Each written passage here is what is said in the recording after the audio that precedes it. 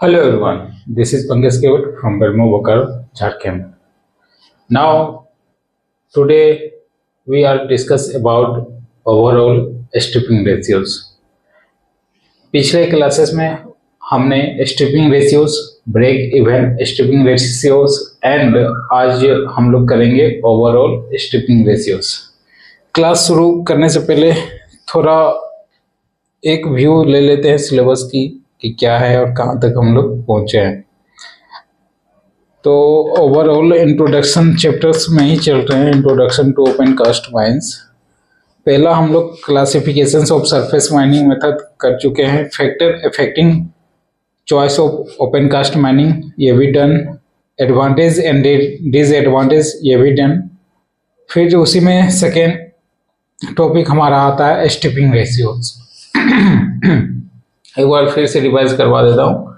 Striping ratios मतलब कि आप अगर ओपन कास्ट माइंस वर्किंग करते हैं तो सबसे पहले आपको लेआउट, फिर लेआउट के बाद उसमें क्या कॉस्टिंग आती है, प्रोस्पेक्टिंग, फिर एक्सप्लोरेशंस, फिर रेशियोज। तो बहुत सारे हम लोग टेक्निकल वर्ड एंड फार्मूला को सेट करते हुए, सब चीज़ देखते हुए हम लोग माइंस को चॉइस करते हैं कि यहाँ माइनिंग करना बेस्ट रहेगा, प्रॉफिटेबल है या नहीं। ओके, तो इसी में एक टर्म आता है स्ट्रिपिंग रेशियोज। स्ट्रिपिंग रेशियोज क्या कहता है, मैं शॉर्ट फॉर्म में लिख रहा हूँ। स्ट्रिपिंग रेशियोज ये कह रहा है कि 1 टन कोयल, अगर 1 टन कोयल हम लोग निकाल रहे हैं तो 1 टन का जो कोयल प्रोड्यूस, 1 टन कोयला निकालने में हमें कितना ओबी रिमूव करना होता है, उसी का रेशियो को हम लोग स्ट्रिपिंग रेशियो कहते हैं। ठीक है, 1 टन कोयल प्रोड्यूस बाय, आप लिख सकते हो 1 टन्स ओबी प्रोड्यूस। इसमें 1 टन इसमें लिख सकता है, लेकिन बस मैं समझाने के लिए 1 टन लिखा हूं, बट ऐसा मत लिखना। तो tons coal produce by tons, ये मीटर क्यूब आएगा, मीटर क्यूब ओबी प्रोड्यूस। ठीक, मतलब 1 टन कोयला को निकालने में कितने हमें ओबी मीटर क्यूब को हटाना पड़ रहा है, इसी के बारे में स्ट्रिपिंग रेशियो कहता है। ओके, अब स्ट्रिपिंग रेशियोज तो हो गया। फिर एक ब्रेक इवन स्ट्रिपिंग रेशियोज हमने डिस्कशन किया। ब्रेक इवन स्ट्रिपिंग रेशियोज क्या होता है कि जितनी लागत उतनी इनकम। इसमें ना तो आपको 1 रुपया प्रॉफिट हो रहा है और ना तो 1 रुपया का लॉस हो रहा है। सिंपल वर्ड में नो प्रॉफिट नो गेन, उसी को हम लोग ब्रेक इवन स्ट्रिपिंग रेशियोज कहते हैं। अब now overall stripping ratios. Stripping ratios हम लोग तो समझ गए, ठीक ना। ओवरऑल आप किसी भी सब सेंटेंस को या किसी भी वर्ड को पहले तोड़िए, मरोड़िए, उसके बाद उसका एक एक करके एग्जामिन कीजिए खुद से, ये किस टॉपिक से बना है या फिर किस वर्ड से बना है या किसके लिए बना है, ये आपको खुद नजर या फिर सामने आ जाएगा। तो हमने क्या लिखा है, ओवरऑल। तो अगर हम इसको तोड़ेंगे तो यहां से क्या आएगा, ओवर। ठीक, यहां से और स्ट्रिपिंग रेशियोज जो हमने अभी बताया। तो ओवरऑल मतलब हम लोग जेन्युइन बोलचाल भाषा में भी ओवरऑल वर्ड यूज करते हैं। मतलब अगर किसी क्लासरूम में 10 गर्ल्स हैं एंड 20 स्टूडेंट हैं, तो आप कैसे उसको टोटल बताइएगा। टोटल आपको 20 स्टूडेंट एंड समथिंग गर्ल्स, तो उसी में आपको सबको कैलकुलेट करते हुए ओवरऑल बताते हैं कि हाँ सर 35 टोटल स्टूडेंट्स हुए, तो उसी को ओवरऑल ये हम लोग बताते हैं, ठीक है। सेम इट इज यहाँ भी कि पूरी माइंस की ओवरबर्डन को निकालते हैं और कितनी टन्स में मेरा कोयला प्रोड्यूस होता है, उसी को ओवरऑल स्ट्रिपिंग रेशियो कहते हैं। समझ में आया? पूरी माइंस की जो ओबी हम लोग हटा रहे हैं डिवाइडेड बाय कोयल produce of total lease hold area, एक सिंपल वर्ड में। या फिर आप इसको ऐसे भी डिफाइन कर सकते हैं, it is the ratio of कोयल produce by OB removal. Okay, simple में रेशियो के यानी divided, this one is divided. Overall बात कर रहे हैं तो ओवरऑल यानी कि पूरी कोयल प्रोड्यूस या कोयल प्रोडक्शंस बाय ओबी हैंडलिंग या फिर ओबी प्रोड्यूस हैंडलिंग, ये सिंपल में स्ट्रिपिंग ओवरऑल स्ट्रिपिंग रेशियो में पर्टिकुलर किसी प्लेस को या किसी डायमेंशन को माइंस की डायमेंशन को डिस्क्राइब करता था, ये ओवरऑल रहेगा।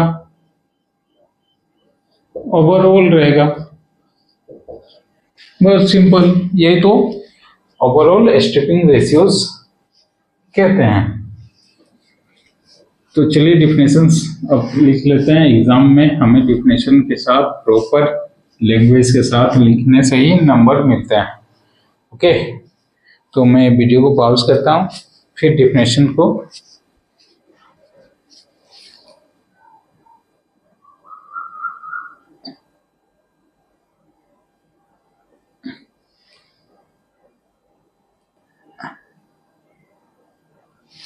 तो ये हमारा ओवरऑल स्ट्रिपिंग रेशियो का डिफिनेशंस हो गया। ओके, आप लोग नोट डाउन कीजिए, मैं तब तक लैपटॉप को चार्ज में लगा लेता हूँ।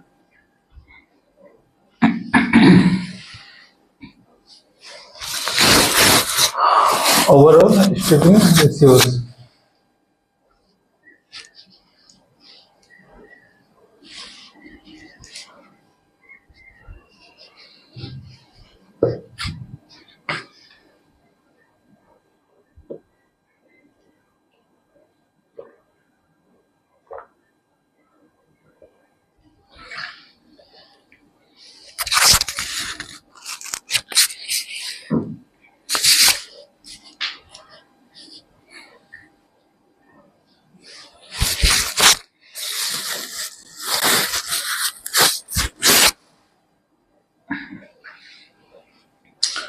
The overall stripping ratios is the total volume of overburden. Total amount ना लिख के यहाँ वॉल्यूम लिखा गया है, ऐसा क्यों?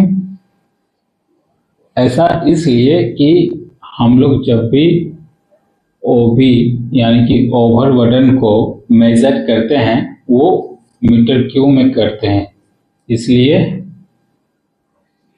वॉल्यूम यहाँ पे लिखा गया है। ठीक है, the total volume of overburden remove divided by the total amount of mineral extracted over the entire life of the mine.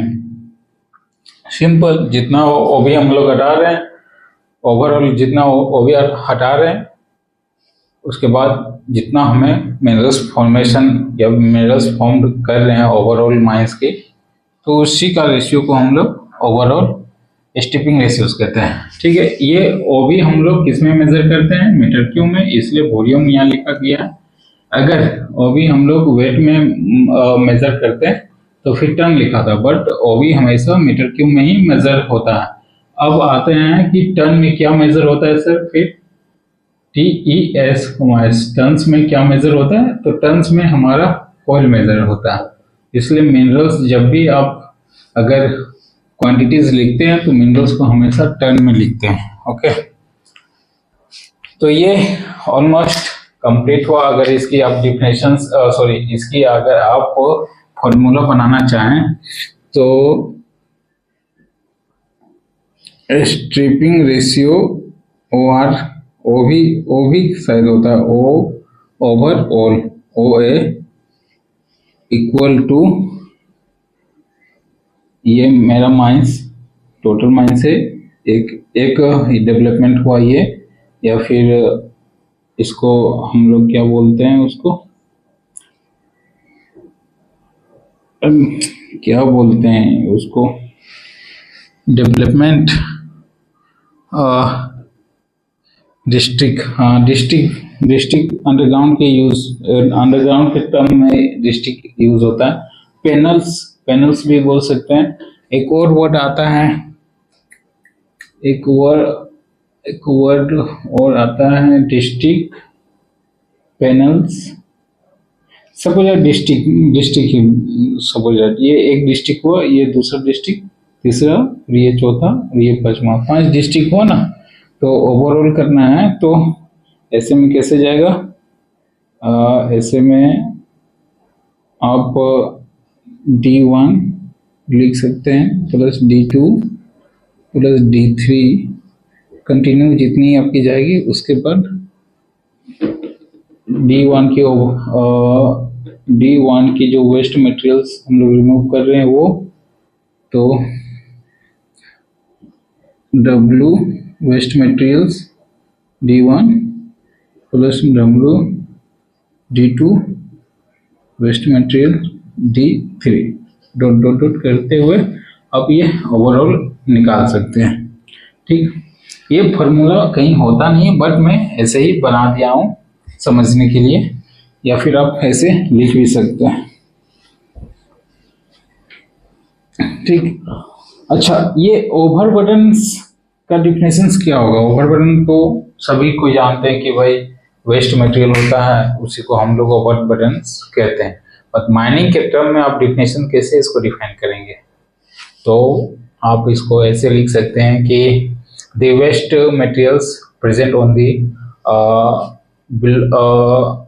Upper side of the earth, या फिर the waste materials present on the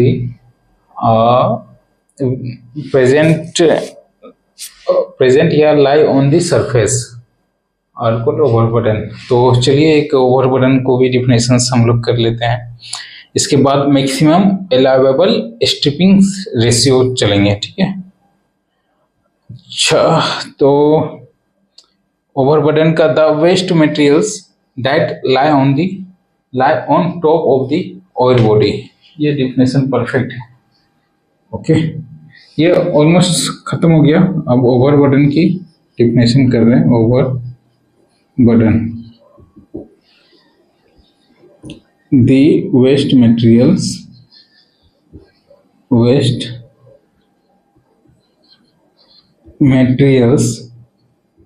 lie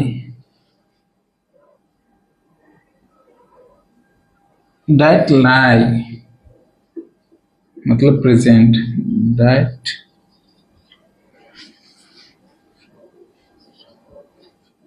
that lie, कहाँ गया,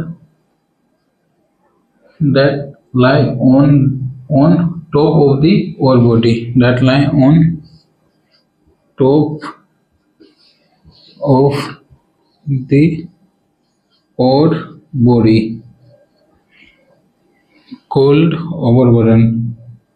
For example, such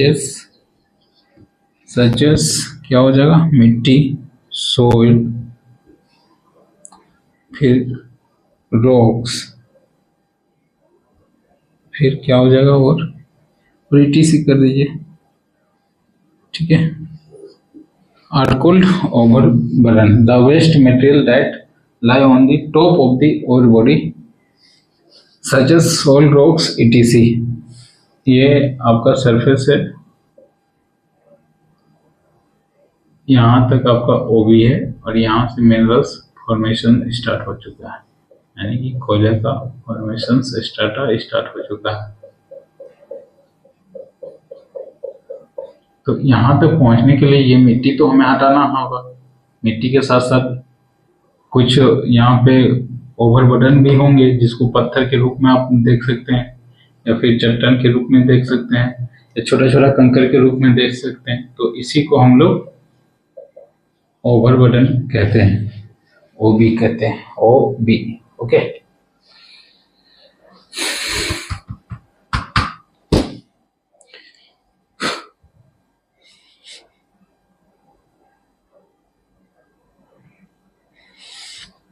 अच्छा, एक sentences में आप और add कर सकते हैं। लिखा हुआ है overburden is usually measured in cubic meter and और इन टन। ठीक है, जो मैंने बताया था कि ओवरबर्डन को हम लोग क्यूबिक मीटर में,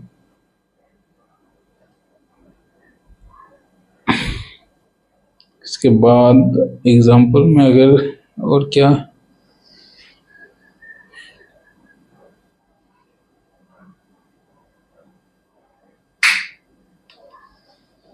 एग्जाम्पल में लिखा हुआ है if a mine remove 3 million cubic meter of overburden to extract 1 million tons of ore, the overall stripping ratio will be 3:1। Okay, यानी कि 3, ये आपका ओवरबर्डन। अच्छा, कभी ये आपने सोचा है कि सर मीटर क्यूब है, ओवरबर्डन हमारा मीटर क्यूब में मेजरमेंट है, तो क्या इसको हम टन्स में मेजर कर सकते हैं? तो डेफिनेटली इसको हम लोग टन्स में ला सकते हैं। तो आई थिंक 1.8 मैंने पिछले क्लासेस में बताया था कि टन्स में मेजर करने के लिए क्या होता है कि जैसे किसी को डेंसिटी का फॉर्मूला क्या होता है, रुकिए मैं रफ करके आपको बता रहा हूँ।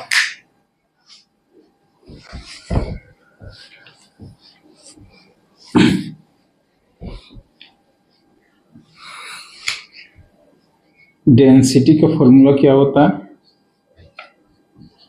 मास बाय वॉल्यूम। अब मास का फॉर्मूला क्या होता है? मास को हम लोग वेट भी लिखते हैं ना कहीं कहीं, वेट। अगर मास को फॉर्मूला अगर निकाला जाए तो क्रॉस मल्टीप्लाई हो जाएगा, equal to density by density into volume. अगर ऐसा निर्धारित किया गया है कि कोयले का डेंसिटी किसी माइंस में 1.6 होता है, 1.5 होता है, 1.4 होता है, सपोज डैट वो लैब वाले डिसाइड करते हैं कि क्या डेंसिटी है, तो यहाँ डेंसिटी ऑफ कोयल कितना 1.5 इंटू वॉल्यूम कर दीजिए, तो ये आपका मास आ जाएगा। और फिर अगर वॉल्यूम निकालना होता है तो फिर हम लोग डेंसिटी बाय मास करते हैं। ठीक है, 1 मिनट में इसको और बेहतर तरीके से आपको मैं बताता हूँ, जरा दिमाग से उतर रहा है, मैंने इसको नोट डाउन करा है कहीं ना कहीं। Density of water 1 gram bye 1 cc, मतलब 100 लीटर में 1 मिनट। ये तो वाटर की मास बाय वॉल्यूम, ठीक है। और वॉल्यूम निकालने के लिए m बाय डेंसिटी, ठीक है। अब metre cube to change in tons, हाँ, tons density into metre cube को पहले लिखने दीजिए।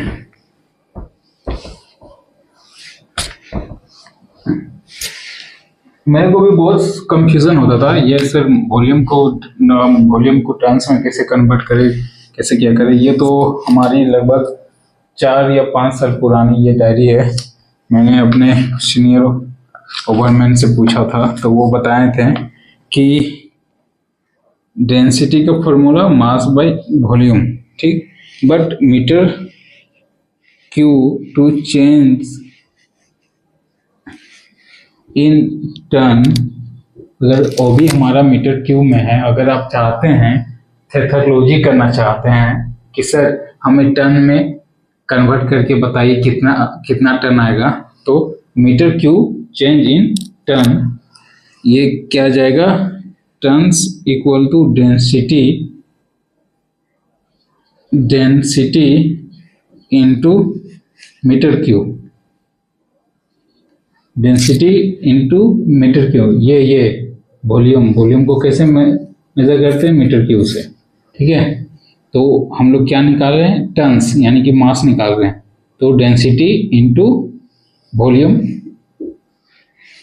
तो अगर 1 टन का डेंसिटी हमारा 1.6 है कोयल का, इंटू मीटर क्यूब प्रोडक्शन जितना आएगा वो आप देख लीजिए, equal to 1.6 into 18 tons divided by 1000 कर दीजिए। बाकी प्रोडक्शन आपको जितना आएगा वो करते जाइए, आपको आ जाएगा टन में वैल्यू।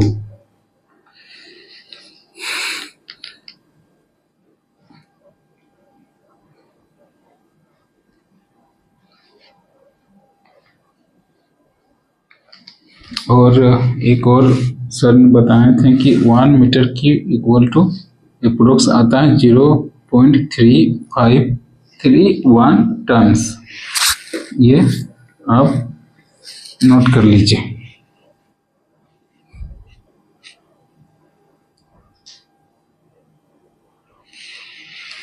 ठीक है, अगर ज़्यादा दिमाग नहीं दौड़ाना है आपको तो सिंपल्स में 1 meter cube equal to 0.3531 turns.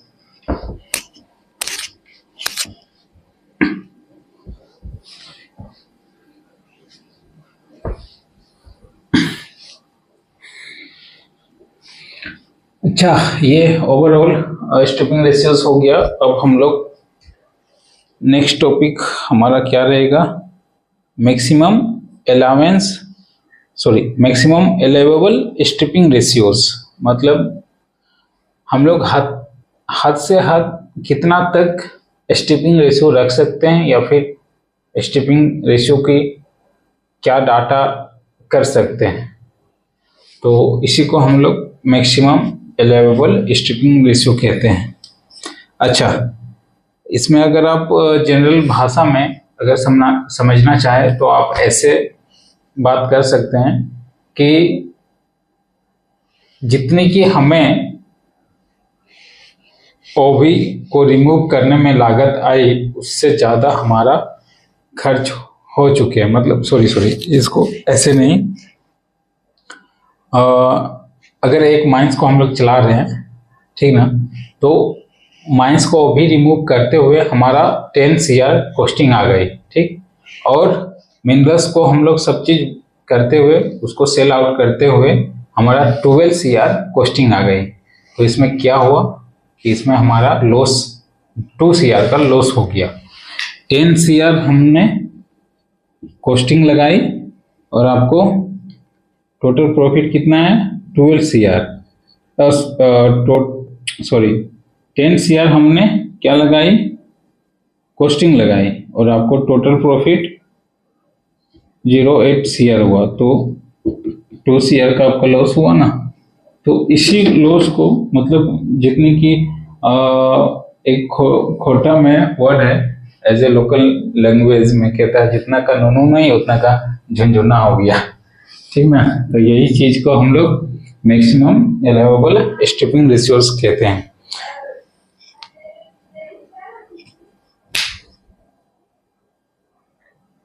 ठीक है, बहुत सारा इसमें सेंटेंस लिखा हुआ है, मैं डेफिनेशंस करता हूं।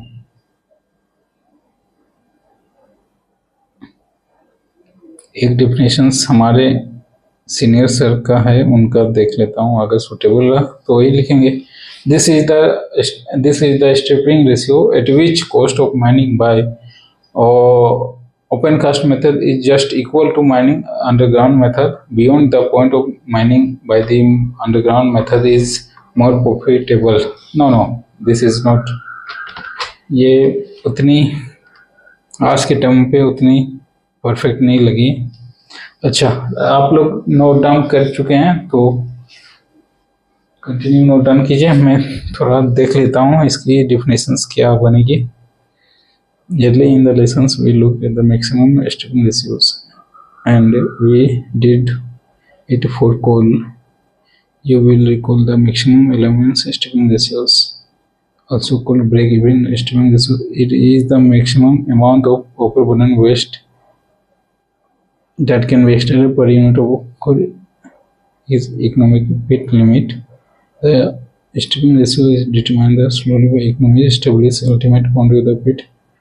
Break-even occurs, the profit is zero. Profit margin is zero, as we define as. It is the physical quantities that determined by the economics. The value of this value can be simply converted into terms of the operation will be economically the imaginaries काफी ज्यादा. चलिए heading डालिए, देखते हैं क्या sentence इसमें फिर क्या डिफिनेशंस बनती है.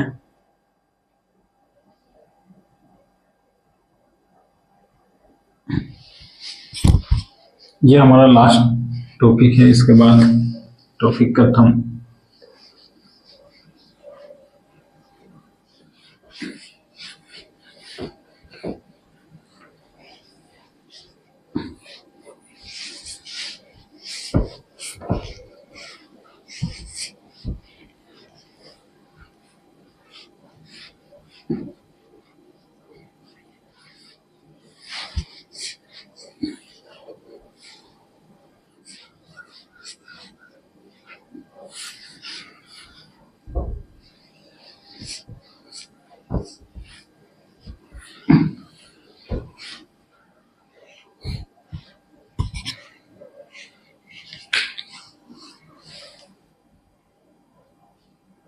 Maximum ALL OW ABLE level. एक मिनट कैमरे में कैद हो रहा है या नहीं. हाँ ठीक है, इसको थोड़ा और अच्छे से लिख देता हूँ. आ जा रहा है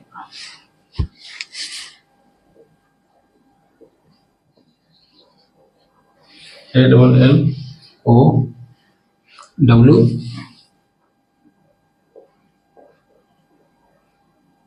maximum allowable stripping ratios. Heading डालिए. मैं तब तक इंक डाल लेता हूँ.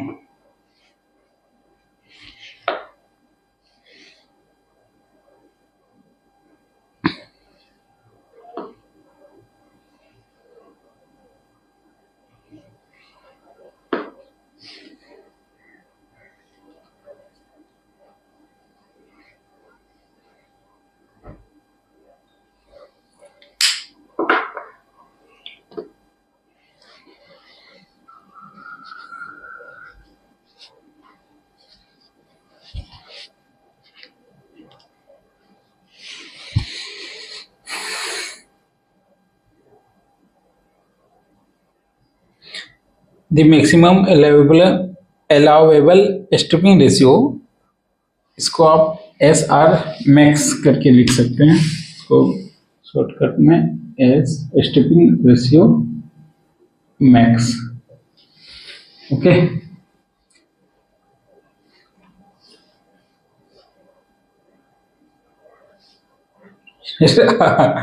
एग्जैक्टली. हाँ, तो लिखा हुआ है the maximum allowable stripping ratio is open pit mining is the economics limit where the cost of removing overburden is equal to the revenue generate from the extracting the ores.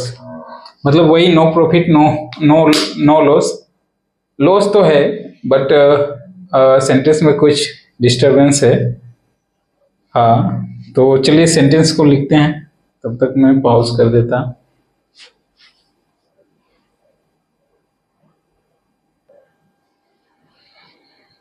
तो ये आपका maximum allowable striping ratios यानी कि SR max की definitions हो गई. आप इसको नोट डाउन कीजिए, फिर हम लोग डिस्कशन करेंगे. Allowable okay. तो कहता है the maximum allowable stripping ratio यानी कि SR मैक्स शॉर्ट फॉर्म में in open pit mining is the economic limit where the cost of removing overburden equal to the revenue generated from the extracting the ore। मतलब जितना cost हमको overburden हटाने में लग रहा है और जितना रेवेन्यू वहां से जनरेट हो रहा है यानी कि जितना प्रॉफिट आ रहा है कोयला से, वो दोनों का रेशियो अगर इक्वल रहे, दोनों का रेशियो अगर इक्वल रहे तो उसको हम लोग मैक्सिमम अलाउएबल स्ट्रिपिंग रेशियो कहते हैं, ठीक ना। तो यही चीज लिखा हुआ है, the maximum allowable stripping ratio is in open pit mining यानी कि open cast mining is the economic limit the cost of removing overburden, OB यानी कि overburden, the cost of overburden is equal to the revenue generated from the extracting ore। तो cost of overburden is equal to revenue generated यानी कि extracting productions लिख सकते हैं समझने के लिए। OB remove equal to coal productions, दोनों इक्वल रहा तो इसी को मैक्सिमम अलाउएबल स्ट्रिपिंग रेशियो कहते हैं, ठीक है। ये एक तरह से एक पॉइंट है, अगर ये 10 रुपये ओबी रिमूव करने में लगा और प्रोडक्शंस और कोयले को बेचते हुए हमें भी 10 रुपये लगा, तो इसी को हम लोग मैक्सिमम अलाउएबल स्ट्रिपिंग रेशियो कहते हैं। ये एक तरह से लिमिट है, ओके। तो फॉर्मूला क्या हो जाएगा, SR मैक्स और रेवेन्यू ये पैसे में आएगा माइनस प्रोडक्शन कॉस्ट। अगर प्रोडक्शन करके हमको बेचने में 10 रुपया लगा, 10 रुपया जनरेट हुआ और प्रोडक्शन कॉस्ट भी मेरा 10 रुपया ही आ गया, उसके बाद स्ट्रिपिंग रेशियो भी मेरा कितना आ गया, 20 मान लेते हैं, या फिर सॉरी इसको कैलकुलेशन अच्छे से करने के लिए इसको आप मान लीजिए 20। प्रोडक्शन कॉस्ट हमारा कितना, 10 रुपया, ठीक। प्रोडक्शन को बेचते हुए हमें कितना जनरेट हुआ, 20 रुपया, उसी में स्ट्रिपिंग रेशियो का कॉस्ट कितना आ गया, 10 रुपया। तो ये ओवरऑल कितना आ जाएगा, 1 आ जाएगा, यानी कि इक्वल 1 मतलब इक्वल, नो प्रॉफिट,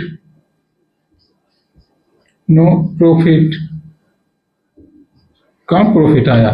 20 में 10 माइनस करो, 10 बचा, 10 स्ट्रिपिंग रेशियो का कॉस्ट है, तो फिर गया 10 कैंसिल, नो प्रॉफिट।